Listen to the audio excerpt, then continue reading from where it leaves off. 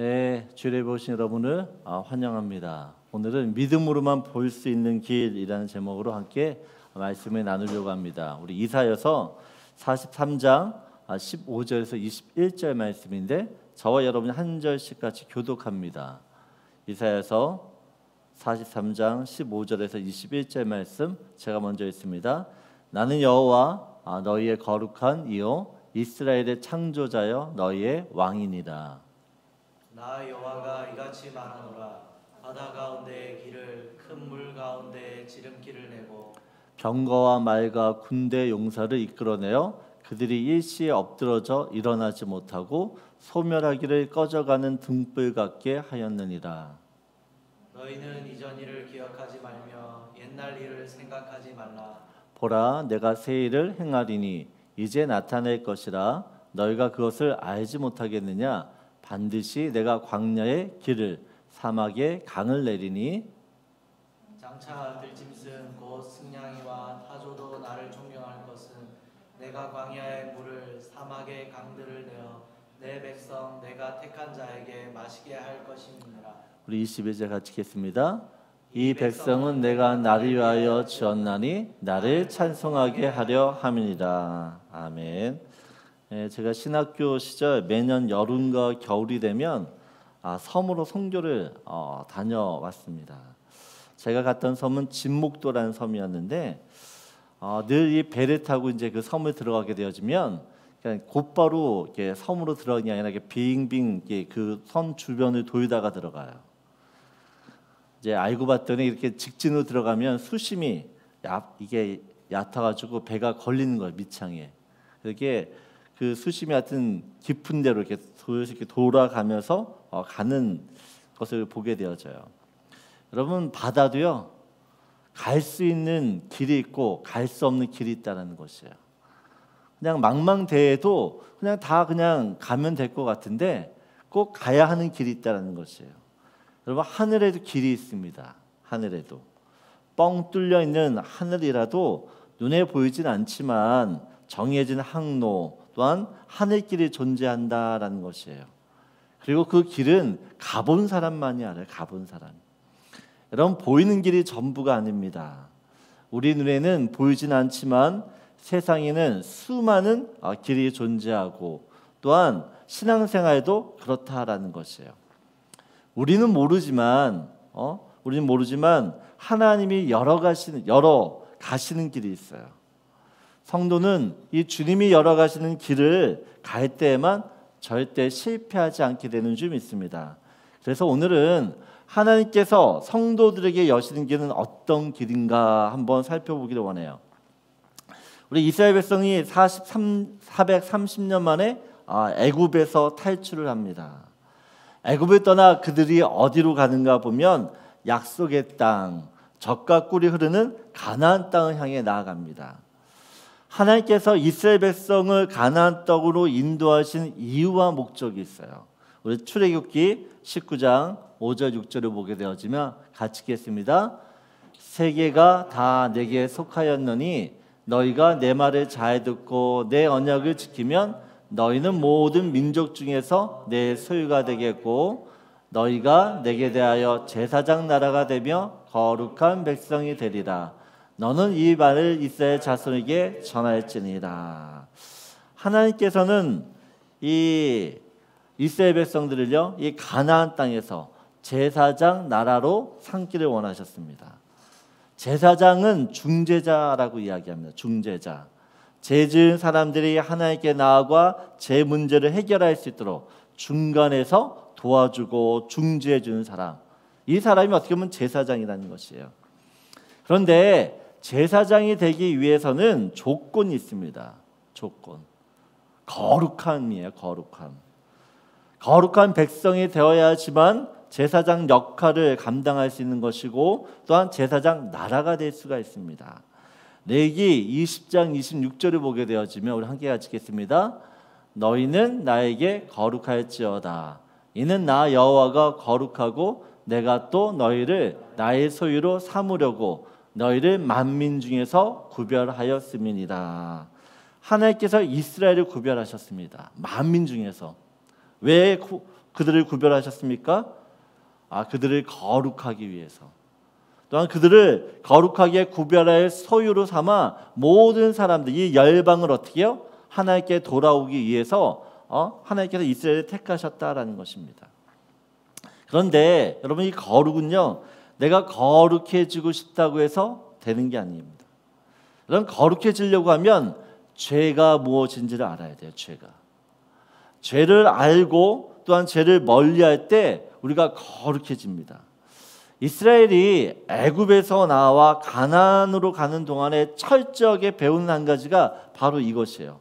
죄가 무엇인가? 죄가. 하나님께서는 이스라엘에게 죄가 무엇인지를 알려주기 위해서 율법을 주셨어요. 율법. 십계명이라는 율법을 통해서, 또한 우리가 보면 신명기나 레위기를 통해서 그런 율법들을 주게 이스라엘 백성들이 지켜야 될 것들을 알려주세요. 근데 여러분, 율법을 안다고 해서 죄를 안 짓는 게 아닙니다. 율법을 알아도요, 죄를 져요. 그래서 하나님께서 이 죄를 지었을 때 그 죄를 용서받을 수 있는 제사법을 알려주세요. 그래서 레위기에는 이스라엘 백성들이 죄를 지을 때마다 어떻게 그 죄를 사함받는지, 제사에 대한 것들을 계속 설명해 주겠습니다. 죄가 해결되어지고 거룩해지는 방법, 그걸 제사를 통해서 알려주세요. 그럼에도 여전히 이스라엘 백성들이 죄에 머물러 있거나 범죄하게 되어지면 하나님께서 최후의 방법으로 이 죄에 대하여 진노하시고 심판하게 되었습니다. 이스라엘 백성들은 죄를 지을 때마다요, 하나님께서 죄를 얼마나 무섭게 다루시는지를 몸소 체험하게 되었습니다. 여러분, 이스라엘 백성들이 광야 40일 또한 40년을 계속 돌아다니면서 하나님을 거역하고 원망하고 욕심을 부릴 때마다 하나님 그들에게 엄청난 진노를 하시며 심판을 하세요. 그래서 이스라엘 백성들은 이 죄가 얼마나 무서운 것인지를 이 광야 생활을 통해서 뼈저리게 경험하게 되었습니다. 여러분, 80km 전에서 우리가 120km로 달린다고 생각해 보세요. 여러분, 법을 모르는 게 아닙니다. 80km 조는 80km로 달려야 되는 것이에요. 속도로. 하지만 우리는 어떻게 해요? 때로는 90, 100, 120으로 달린다라는 것이에요. 교통법을 어기고 계속 스피드업을 하게 되면 스피드를 내다 보면 이 경찰에 잡히게 되어져요. 그리고 이 스피드의 딱지를 이제 벌금을 물게 되죠. 400불, 500불.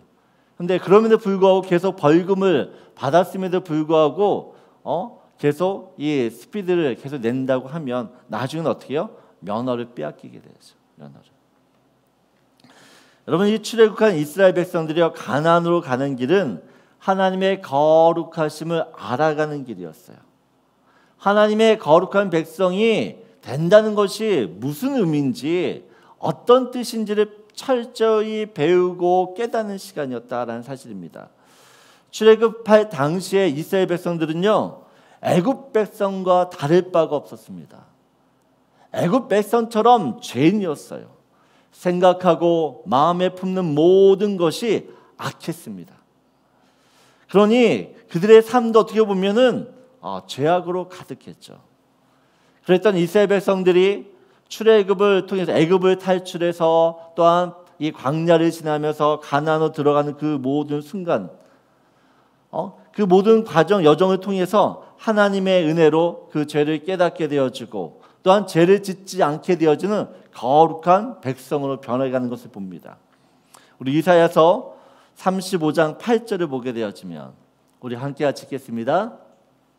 거기에 대로가 있어 그 길을 거룩한 길이라 일컫는 바 되리니 깨끗하지 못한 자는 지나가지 못하겠고 오직 구속함을 입은 자들을 위하여 있게 될 것이라. 우매한 행위는 그 길로 다니지 못할 것이며. 오늘 보게 되어지면 거기에 대로가 있는데 그 길을 거룩한 길이라고 이야기합니다. 여러분, 하나님께서 죄인인 우리를요 거룩한 길로 인도하세요. 여러분, 길이 거룩한 게 아니라 내가 거룩해서 거룩한 것이 아니라 그 길을 가면서 내가 거룩해지기 때문에 거룩한 길이에요.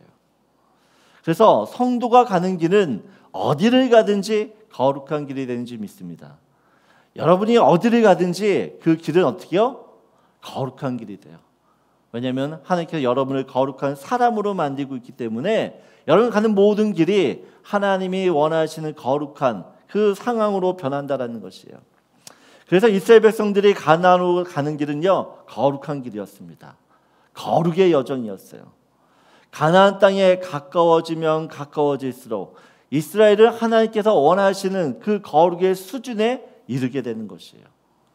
그리고 그들이 걸었던 거룩의 길은요, 마침내 가나안 땅에 들어가잖아요. 그러면 이 가나안 민족들을 변화시키는 사명의 길로 바뀌게 되어집니다. 여러분, 이스라엘 백성들이 이 광야 40년을 지나면서 거룩한 백성이 되어져요. 거룩한 백성이 되어진 그 이스라엘 백성들이 가나안 땅에 들어가서 어떻게 되어져? 이 가나안 땅을 거룩한 땅으로 변화시키는 그런 사명의 길을 걷게 된다는 것이에요. 여러분, 우리도 예수를 믿기 전에는, 예수를 모르고 구원받기 전에는 이스라엘 백성처럼 막 살았어요. 그렇게 사는 것이 또한 맞다고 옳다고 여겨졌어요. 하지만 예수를 믿게 되어지면서 예전에는 몰랐던 죄를 하나씩 하나씩 깨닫게 되어집니다. 내 안에 계신 성령 하나님께서 구원받은 나에게 빛을 비추어 주셔서 죄를 보게 하시고 어둠을 떠나게 하세요. 죄악된 길을 떠나서 거룩한 길로 어떻게요? 우리를 인도하시는 것입니다. 그렇게 변화된 나, 거룩해진 나를 통해서 하나님 이 세상을 변화시키고 나가시는 줄 믿습니다. 그래서 오늘 우리가 걷는 이 모든 길을 통해 주의 거룩하심을 드러낼 수 있는 저와 여러분들에게 소원해요. 첫 번째, 여러분과 나누신 말씀입니다. 우리 함께 같이 읽겠습니다. 하나님이 여시는 길은 거룩을 넘어 사명의 길을 되게 하십니다. 하나님께서 우리를 거룩한 사람이 되게 하세요. 근데 왜요? 이 거룩을 통해서 하나님께서 원하시는 사명, 그것을 감당하기를 원하시기 때문인지 믿습니다. 여러분은 하나님의 제사장이고 또한 제사장 나라가 될 것이에요. 우리를 통해서 하나님께서 원하시는 그 일들을 바라볼 수 있는 저와 여러분에게 소원합니다. 우리 두 번째로 함께 살펴본 말씀은 출애굽기 14장 1절 2절입니다. 함께 같이 읽겠습니다. 여호와께서 모세에게 말씀하여 이르시되 이스라엘 자손에게 명령하여 돌이켜 바다와 밑돌 사이에 바하히롯 앞 곧 바알스본 맞은편 바닷가에 장막을 치게 하라. 오늘 이사야 말씀을 보게 되어지면 출애굽 말씀을 어떻게 보면 배경으로 했던 것을 알 수 있어요. 하나님께서 출애굽한 이스라엘 백성을 인도했는데 그 장소가 어디냐? 바하히롯이라는 곳입니다. 바하히롯. 여러분, 이곳은 양 옆에는 어떻게 보면 절벽이 깎여진 절벽이에요. 그리고 앞에는 홍해 바다가 있습니다. 근데 저 앞에 어떻게요? 진을 치라고 이야기해요. 3절을 보게 되어지면 바로 왕이요, 이 바히로 앞에 있는 이스라엘 백성을 보고 하는 이야기가 있어요. 보여주시면요, 출애굽기 14장 3절 우리 같이 읽겠습니다. 바로가 이스라엘 자손에 대하여 말하기를 그들이 그 땅에서 멀리 떠나 광야에 갇힌 바 되었다 하리라. 여러분, 이스라엘 백성들이 어떻게요? 다른 사람들 보기에, 또 애굽 사람들이 보기에는 광야에 갇힌 걸로 보여져요. 왜냐하면 앞에는 홍해 바다가 있고 양 옆에는 또한 절벽이 있기 때문에 뒤만 막으면 도망칠 데가 없는 것이에요. 도망칠 데가. 여러분, 하나님이 우리 인생을 이런 막다른 길로 인도하실 때가 있어요. 세상 사람들은 막다른 길에 이른 우리를 보고 갇혔다라고 이야기합니다. 더 이상 갈 곳이 없다. 저 사람 이제 끝났다. 애굽의 바로 왕도 이스라엘 백성이 이 바하히롯 앞에 있다는 사실을 알고 그들을 쫓아갑니다. 더 이상 도망갈 곳이 없기 때문에 쫓아가면 잡을 수 있다는 판단에 모든 군대를 이끌고 이스라엘 백성은 쫓아가요. 여러분, 분명 하나님이 가라 해서 왔어요. 하나님이 인도해서 왔어요. 그런데 앞은 홍해 바다고요. 양 옆은 절벽이고 뒤에는 애국 군대가 쫓아오고 있습니다. 이럴 때 참 당황스러워요. 난감합니다. 왜 주님이 이런 길로 인도하셨는가? 주님이 인도하신 길은 남들이 봐도 딱 죽는 길이에요. 사망의 길이에요. 하지만 하나님이 인도하시는 길은 우리의 지식과 경험으로 보면 결코 이해할 수 없는 길입니다. 도저히 갈 수 없는 끊어진 길이고 막다른 길인데 하나님이요 그 길 안에서 하나님의 방법으로 막혀 있는 길을 열어 가시는 걸 보게 되어져요. 우리 출애굽기 14장 15절 16절입니다. 우리 같이 읽겠습니다. 여호와께서 모세에게 이르시되 너는 어찌하여 내게 부르짖느냐? 이스라엘 자손에게 명령하여 앞으로 나아가게 하고 지팡이를 들고 손을 바다 위로 내밀어 그것이 갈라지게 하라. 이스라엘 자손이 바다 가운데서 마른 땅으로 행하리라. 여러분, 이 홍해의 바다 앞에서 이스라엘 사람들이 생각할 수 있는 시나리오가 몇 가지 있죠. 만약에 지금 최상의 시나리오는 갑자기 애굽에 다른 나라가 쳐들어오는 것이에요. 다른 나라가 쳐들어와서 애굽 군대가 어떻게 해요? 다시 방향을 돌려서 애굽으로 돌아가는 것입니다. 그렇지 않으면 어디선가 수많은 이 함대가 몰려와서 이스라엘 백성들을 실어 나를 수 있는 그런 배가 오는 것을 기대하는 것이에요. 이스라엘 백성들 사고와 생각 속에서는 이 홍해 바다가 갈라져 길이 열린다라고 하는 것은 전혀 생각지 못하는 시나리오예요. 각본이 없는 것이에요. 네, 이사야서 55장 9절을 보게 되어지면 우리 함께 같이 읽겠습니다. 이는 하늘이 땅보다 높음 같이 내 길은 너의 길보다 높으며 내 생각은 너의 생각보다 높으니이다. 여러분, 우리가 우리의 길을 정하고 갈 때가 있어요. 이 길이 맞다라고 생각해요. 가요. 하지만 그 길은 하나님이 준비하신 길보다 언제나 어떻게 해요? 얕은 거라는 것이에요. 바르지 않다라는 것입니다. 여러분, 바둑 1급 기사와 바둑 10단 이 기사가 보는 수가 달라요. 마찬가지로 하나님이 여시는 길은요, 언제나 우리의 상상, 우리의 생각, 우리의 이성을 초월하게 되어집니다. 우리의 예상을 뛰어넘는다라는 것이에요.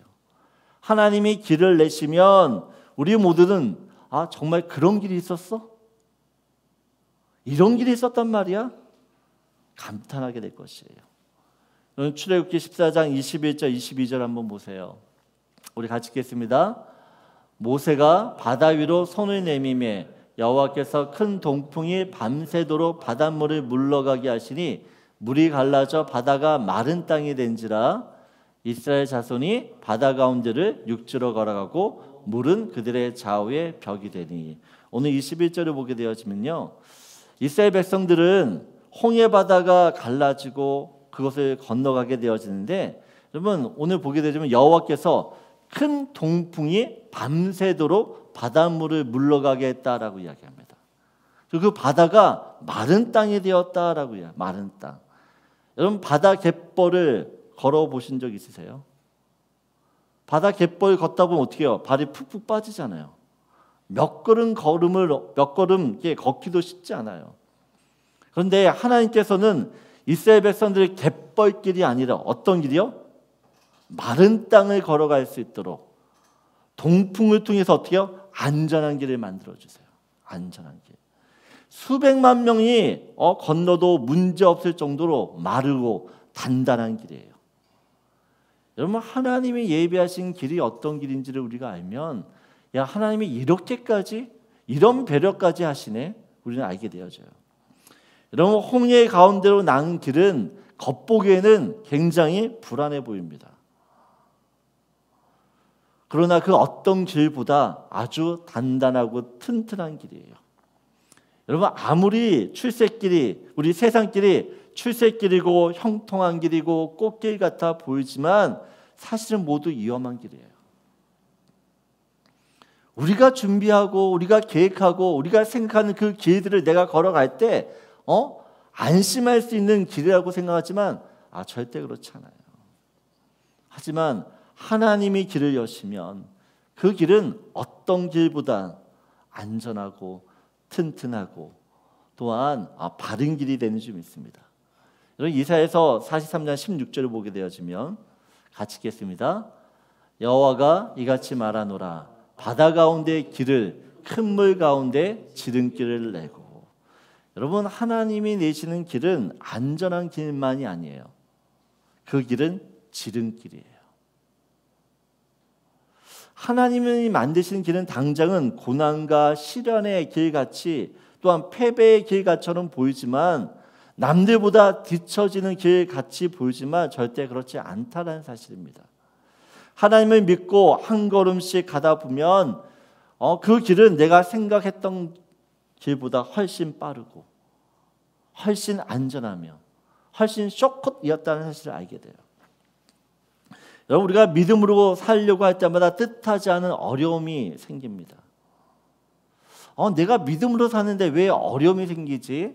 왜 이렇게 힘든 일이 생기지? 그래서 믿음을 포기하고 싶을 때가 있어요. 내가 기도했는데 그 기도가 응답되지 않을 때가 있어요. 하지만 모든 것이 끝났다고 하는 그때에 하나님께서는 어떻게 해요? 우리가 예상치 못한 놀라운 새 길을 열어주세요. 그 새 길을 통해서 다시 한번 절망했던 우리들을 다시 일으켜주세요. 우리의 믿음이 실족하지 않도록 도와주신다라는 사실이에요. 저는 주님이 우리를 인도하셨다면 지금 그 길이 막혀 있는 것 같이 보이고 또한 죽는 길처럼 보여도 그 길 끝에서 벼랑 끝 끝에서 새로운 길을 열고 계시는 하나님을 체험하게 되는 저와 여러분이 되는 줄 믿습니다. 그래서 우리 인생 가운데 아무리 힘들고 어려워도 우리가 하나님을 붙들게 되어지면 그 모든 상황에서 하나님이 길을 열어주시는 그 은혜들을 저와 여러분이 체험하길 소원합니다. 그래서 두 번째 함께 같이 나누고 싶은 말씀입니다. 같이 읽겠습니다. 막혀있는 모든 길을 안전한 지름길로 바꾸시는 주님을 믿으십시오. 여러분 우리가 주님을 믿기를 바라요. 주님을 믿을 때에만 홍해 앞에서 하나님 길을 열어내시는 또한 그 길이 지름길임을 우리가 경험하게 될 줄 믿습니다. 우리 마지막으로 출애굽기 14장 10절이에요. 우리 함께 같이 읽겠습니다. 바로가 가까이 올 때에 이스라엘 자손이 눈을 들어 본즉 애국 사람들이 자기들 뒤에 이른지라 이스라엘 자손이 심히 두려워하여 여호와께 부르짖고. 이스라엘 백성들이 애국 군대가 쫓아오는 것을 보았습니다. 보면 이스라엘 자손이 눈을 들어 본즉 애국 군대를 보았어요. 애국 군대를 보았을 때 그들의 마음은 어떻게 해요? 두려움이 생깁니다. 두려움. 그리고 11절을 보면 두려움에 이제 지나쳐 그들이 하는 반응이에요. 11절 같이 읽겠습니다. 그들이 또 모세에게 이르되 애굽에 매장지가 없어서 당신이 우리를 이끌어내어 이 광야에서 죽게 하느냐? 어찌하여 당신이 우리를 애굽에서 이끌어내어 우리에게 이같이 하느냐?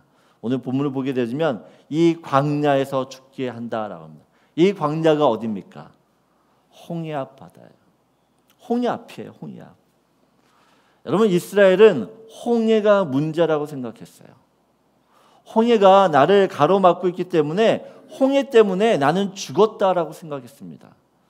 근데 여러분 그 내가 생각하는 문제 안에 길이 있어요. 홍해라는 문제 안에 답이 있고 길이 있어요. 내가 문제였던 이 홍해가 여러분 나를 살리는 생명의 길이 돼요. 여러분 이 홍해를 통해서 진짜 나의 문제를 하나님이 해결하신다는 것을 우리가 기억해야 됩니다. 여러분 하나님이 이스라엘 백성을 홍해를 인도하신 이유 또한 의도가 있는데 출애굽기 14장 17절 18절이에요. 우리 함께 같이 읽겠습니다. 내가 애굽 사람들의 마음을 완악하게 할 것인즉 그들이 그 뒤를 따라 들어갈 것이라. 내가 바로와 그의 모든 군대와 그의 병거와 마병으로 말미암아 영광을 얻으리니 내가 바로와 그의 병거와 마병으로 말미암아 영광을 얻을 때야 애굽 사람들이 나를 여호와인 줄 알리라 하시더니. 여러분 하나님께서 이스라엘 백성들을 이 홍해 바다로 인도하신 이유는요, 하나님이 영광을 받으실 일이 그 안에 있기 때문에 그래요. 하나님이 영광이 받으실 일이 이 홍해 앞에서 이루어지기 때문이라고 이야기합니다. 여러분, 이 바로의 병거와 마병은 이스라엘을 괴롭게 하고 두렵게 하는 존재들이에요. 애국 군대가 존재하는 한 이스라엘은 늘 두려움에 떨 수밖에 없습니다. 언제든지 이 애국 군대가 자신들을 쫓아와 다시 애굽의 포로로 잡혀갈 수 있다는 데려갈 수 있다는 생각 때문에. 그래서 하나님께서는요, 이 홍해 앞에서 이스라엘 백성에게서 진짜 문제라고 할 수 있는 이 애국 군대를 어떻게요? 초토화시켜 버려요. 완전히 매장시켜 버려요. 우리 출애굽기 14장 30절 31절 보게 되었지만 같이 읽겠습니다. 그날에 여호와께서 이같이 이스라엘을 애굽 사람의 손에서 구원하심에 이스라엘이 바닷가에서 애굽 사람들이 죽어 있는 것을 보았더라. 이스라엘이 여호와께서 애굽 사람들이 행하신 그 큰 능력을 보았으므로 백성이 여호와를 경외하며 여호와와 그의 종 모세를 믿었더라. 그러면 이스라엘 백성들이 30절 보면 무엇을 본다고요? 애국 군대들의 죽어 있는 것을 본다라고요 합니다. 그들을 두렵게 했던 이 애국 군대의 시체를 봐요. 여러분, 이스라엘에게 있어서 가장 근본적인 문제, 그 문제라고 생각했던 이 애국 군대가 어떻게요? 완전히 해결되어야죠. 여러분, 하나님께서 우리를 이 홍해로 인도하세요. 여러분을 홍해로 인도하신다는 것이에요. 우리도 홍해 앞에 서게 되어지면 이스라엘 백성처럼 이렇게 불평할 수 있죠. 왜 나를 이런 길로 인도하셨습니까? 왜 나를 여기서 죽게 하십니까? 그때 우리는 생각해야 된다는 것이에요. 내게 있어 문제가 되고 나를 두렵게 하는 이 애국 군대를 내 눈 앞에서 사라지게 하기 위해서, 완전히 없애지기 위해서 하나님이 이곳으로 인도하셨구나. 그래서 우리는 바울과 실라처럼 감옥에 있을 때 바울과 실라가 어떻게 합니까? 원망하고 불평하는 것이 아니라 하나님을 찬양하기 시작해요. 감옥이라는 그 문제 안에서 바울과 실라는 어떻게 해요? 주님을 높이고 찬양합니다. 그 주님을 높이고 찬양할 때 옥문을 열리는, 그 옥문을 여시는 영광스러운 주님을 체험하게 되죠. 여러분, 이사야서 43장 19절을 보세요. 우리 같이 읽겠습니다. 보라, 내가 새 일을 행하리니 이제 나타낼 것이라. 너희가 그것을 알지 못하겠느냐? 반드시 내가 광야의 길을 사막에 강을 내리니.